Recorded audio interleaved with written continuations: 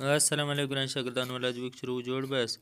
راځو د نن سبق چې دی هغه بیا هم ډیر مهم سبق دی 3 forms of verb in English په انګریزي کې د verb درې حالته د ډیر سټوډنټ د انګریزي ډیر زده ټنسونه زده خو دا 3 forms of the verb نه زده د فعل درې حالته راځي په دې کې به 3 forms of the verb هم زده کو د ورځو معنی به هم زده کو نوې ورځونه به هم زده کو په دې کې درې شان ستاسو لپاره مهم را سره واسطه په لوړ ځای چې ژبه هم پر وخت impress second او third form impress معنا اثر کول اغیز کول متاثر کېدل import راغوښتل د بل ملک د بل ځای څخه شی راغوښتل imported improve بهتر کول سمول improved second او third form increase زیاتول increased second او third form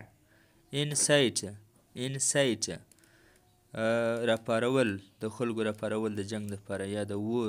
نور پسې تیزول incited second او third form دی include ورشاملول ورګډول included inform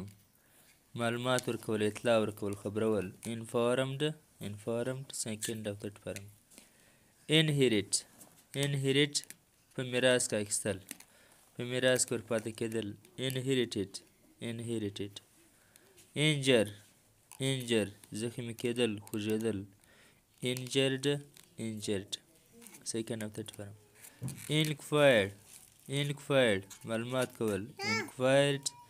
inquired second او third form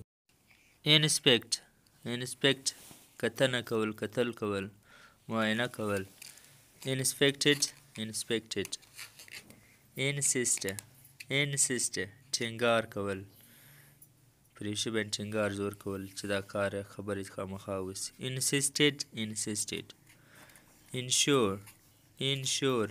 باور ورکول یقیني کول ensured interfere لاسوهنه کول مداخلت کول interfered second او third form invent ایجادول invented second او third form نو ګران شاګردانو دا زموږ د نن سبق 3 forms of verb in English په انګریزي کې د فعل درې حالته